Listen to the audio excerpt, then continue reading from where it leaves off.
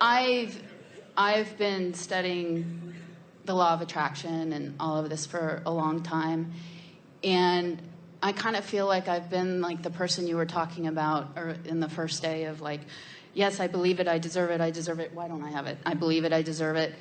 And I've gotten to a point, for me, what it's about is having a family and having not a good relationship, but a fabulous relationship, a great relationship, and a child with the man I love. And I just had a breakup not too long ago. I was in a relationship that was a total upstream. And I stayed in it and I compromised myself because I wanted a family so badly. And now, even though everything that you saw about it was not a vibrational match to what's in your vibrational escrow, but it felt to you like something was better than nothing. But it turns out that's not true, is it? No. Because in the absence of something, there is a possibility of alignment, while in the presence of something that's really not a match, the possibility of alignment is harder. So you haven't lost ground, you've gained ground. Can you feel that? Yeah, sometimes I feel it. But can you feel how over time you've created a magnificent vibrational escrow about your family, about your children, about your mate, about your relationship? And can you hear us when we say, when you become a consistent match to that escrow, it has to start showing up in your experience? And you're stubborn, and good for you. You don't want something less than you want. So, but the thing that we're going to say to you in a sort of hard-hitting way, you got to figure out how to be a match to what's in your escrow. You've got to start telling the story of what's in your escrow. You have to start telling the story of this family and this relationship and this kind-hearted man. You have to tell the story of how when you see him, you know him, and when he sees you, he knows you. You have to tell the story of how you're different and yet in alignment. You have to tell the story of how he's strong and yet doesn't do your work, and how he's allowing and allows you to show your strengths. You have to tell the story of how much fun it is to be together, and what a funny personality he has, and how often he makes you laugh and how often you make him laugh. You have to tell the story of how expansive it feels, and how the moment you met, you could feel this integrity, this coming together. It felt like it had been happening for a long time, and yet it still felt open-ended, like you had so much to discover in each other. You have to tell the story about how it didn't matter how long it took to get there, because the waiting was well worth it. You have to tell the story that even though there are times that you realize that it hasn't fully manifested, that you're not worried about it, because what's coming feels so good to you that you're happily satisfied in the interim. In other words, you just got to tell a story that's pleasing while you tell it, and more detailed the longer you tell it, and thrilling you more as you add more details to it. Use the power of your storytelling. Use the power of your mind. Use the power of your selective sifting. And never mind where you are in terms of manifestation. Tell the story so that you achieve vibrational alignment with it. That's the purpose of the story. Because if you tell the story and you manage to achieve vibrational alignment through the storytelling that you're telling, then the universe has to deliver it to you. And then as it appears, oh, the coming together of you and you is the big reunion that we're talking about. We are so looking forward to your birthing those babies, and we're so looking forward to the experience that you will have with your mate. All of that is before you. But we're also looking forward to the soothing that you're going to give yourself in the telling of the story. That can be as good as the reality. And if you can know that, and you'll start telling the story so that it takes the sting out of the absence of the reality, you'll be there, and you'll be there fast. And just a follow-up on that, my question is also my passion. I've been such a passionate person, and I've done amazing things in my life. And so many of my passions, I don't have that drive and passion for my career like I used to. And the only thing that really seems present is to have a family.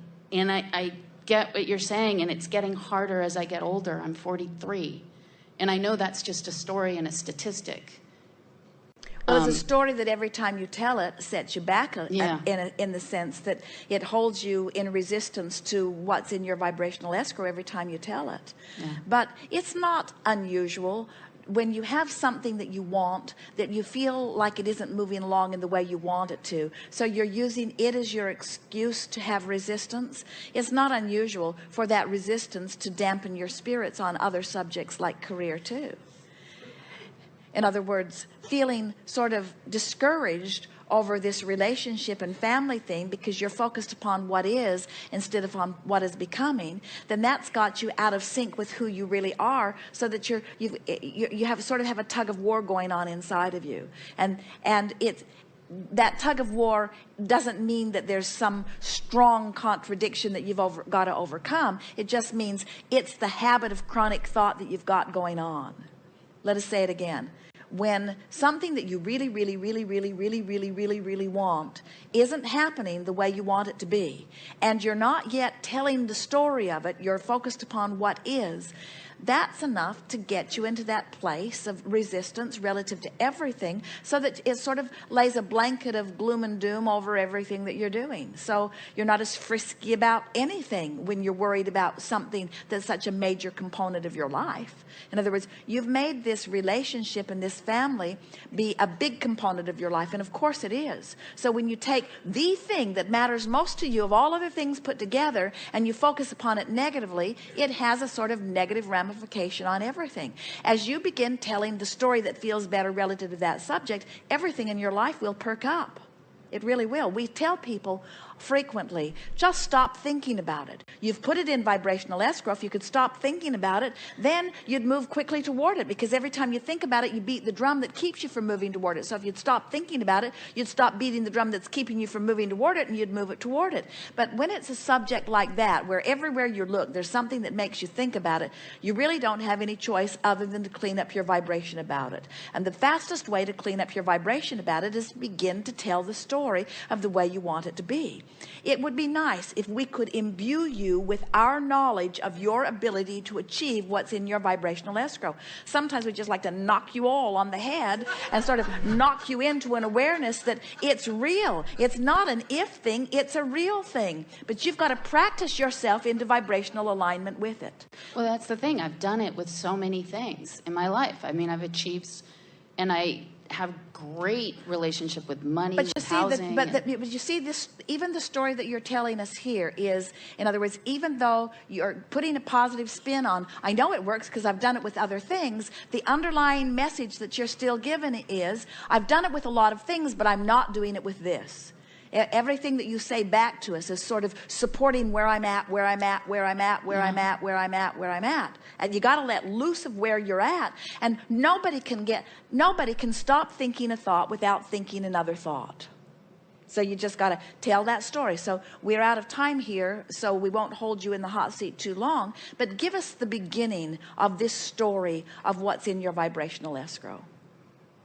Well, it's a phenomenal relationship. It's a relationship that works, that doesn't require endless... All right, now you feel too detached from it. So dive into the middle of it and give us the nitty-gritty of this great life you're living.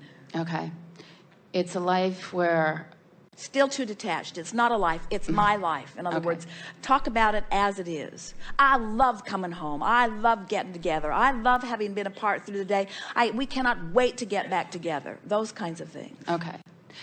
I love my husband, and it's just amazing how he's my best friend, my partner, and someone who's so easy for me to be with. There's just all right, a now flow. all of those are good words, but it sounds a little bit like blah, blah, blah. And that's all right. And the only reason that we're saying that is because we want you to practice that story until it really begins to feel. In fact, if you want to, we'll wait until the end of the day tomorrow, once you've had a chance to play with this story a little bit, and we'll hear it coming from you again after you've had a little chance to practice it. It's not fair for us to ask you, after you've been practicing a story that sounds more like over here, to start telling a story that sounds like over here. And so it's natural that it would feel a little awkward to you. But we think, as you've been listening to us, aren't you all getting the sense evidence of the power of the story that you're telling? And don't you all want to begin telling a better story? And don't you realize that as you begin telling the story, that at first you're not telling it very well, but the longer you tell it, the better it gets? So